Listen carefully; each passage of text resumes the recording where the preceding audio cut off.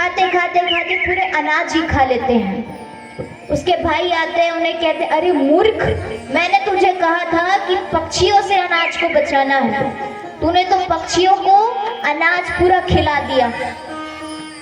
उसके बाद फिर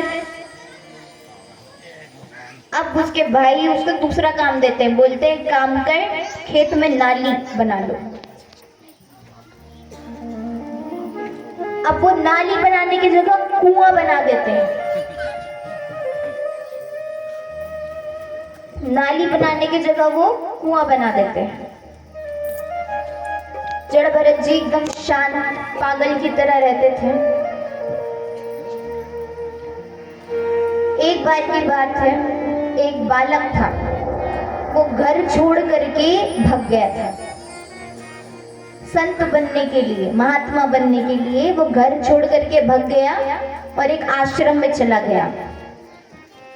और फिर वो आश्रम में जा करके गुरु बनाया और गुरु जी से वो पूजन करना, मंत्र बोलना, जाप करना सब सीखता था। उसके माता पिता ढूंढते ढूंढते वो आश्रम में आते हैं और गुरु जी से कहते हैं कि हमें अपना बेटा लौटा दो, हमें अपना बेटा चाहिए। गुरु जी कहते हैं बेटे को कि जाओ बेटा, तुम्हारे माता पिता तुमसे इतना प्रेम करते हैं, तुम उनके पास जाओ। बेटा कहता है कि नहीं, मुझे महात्मा बनना है, मुझे भगवान की प्राप्ति करनी है, भक्ति की प्राप्ति करनी है, मैं नहीं जाऊंगा। अब गुरु जी क्या करते, तुम जाओ, मैं तुम्हें मंत्र देता हूँ, तुम उसका जाप करना। मंत्र दे दिया, वेश दे दिया। घर जाकर के नियम बनाया, 4 बजे उठता था, 4 बजे उठ करके भगवान नाम का जाप करता, 12 बजे माला जाप करता। वो दिन भर वही काम करते रहता था।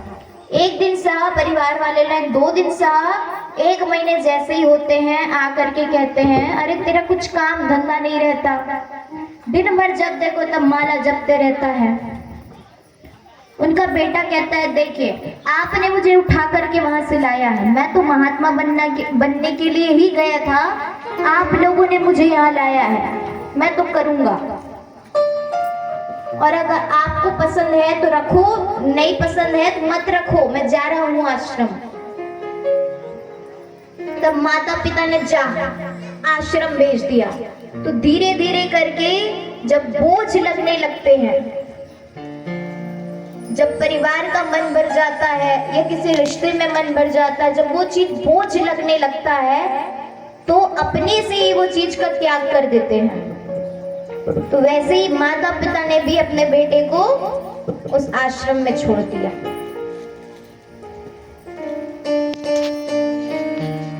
अब यहाँ पर जड़ भरत जी निकल गए, त्याग करके वह जंगल की ओर जाते हैं। अब जंगल की ओर जाते हैं, उसके बाद वह एक वृक्ष के नीचे बैठे हुए थे। वृक्ष के नीचे बैठे हुए थे और वहां पर वो प्रभु की आराधना कर रहे थे। प्रभु की आराधना कर रहे थे और एक भील जाति के जो राजा है वो इनकी बलि देने के लिए जड़ भरत जी को ले जाते हैं। क्योंकि जो राजा था वह काली मैया से यह प्रार्थना किया रहता है कि मुझे अगर पुत्र की प्राप्ति होगी तो मैं आपको एक व्यक्ति का बलि दूंगा। वो प्रार्थना इस प्रकार से किया रहता है, उसे पुत्र की प्राप्ति होती है। अपने सैनिकों को कहता है कि जाओ, जा करके किसी व्यक्ति को लेकर आओ जिसका हम बलि चढ़ाएंगे। और फिर नीचे वृक्ष में बैठे हुए थे जड़ भरत जी, वहां के सैनिक आते हैं, जड़ भरत जी को उठा करके ले जाते हैं। अब जड़ भरत जी को अब बलि देने से पहले क्या होता है, सबसे पहले उनकी आखिरी विश पूरा की जाती है, ऐसा बोलते हैं, और उनकी अच्छे से सेवा की जाती है। उनको तो जड़ भरत जी को नए वस्त्र पहनाए, भोजन करवाए, स्नान करवाएं। उसके बाद बलि देने के लिए जैसे ही उनका सिर रखे और फिर वहां काली मैया प्रकट हो जाती है। बोलिए काली माता की। काली मैया प्रकट होकर के सैनिकों का रक्षा करती है। आइए काली माता का स्वरूप हम झांकी के माध्यम से दर्शन करें। एक बार सभी प्रेम से बोलेंगे, दोनों हाथ उठा करके और जोर से।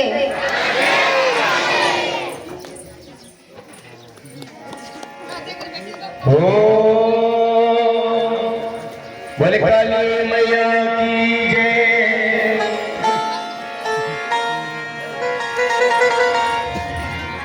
काली काली महाकाली, काली काली महाकाली। काली काली अमावस की रात में, काली काली अमावस की रात में काली निकली कल भैरव के साथ में। काली काली अमावस की रात में काली निकली कल भैरव के साथ में। दोनों हाथ उठा के बोल काली मैया की। अब काली मैया आप करने हैं, नृत्य करने हैं, तांडव करने हैं ना। मैं घूमने का मनी है, तांडव करने हैं, नृत्य करने हैं। चलिए हरी हरी 1 2 3 4।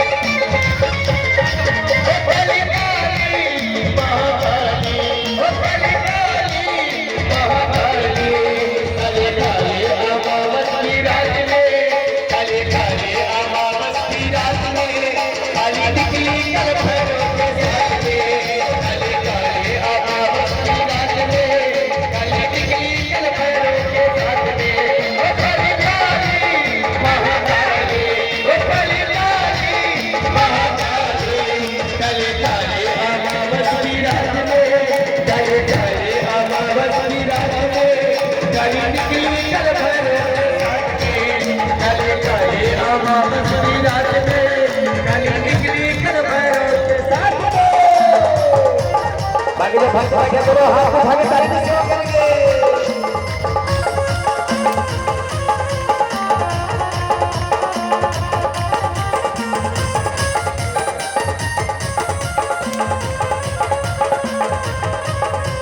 बोल काली मैया की।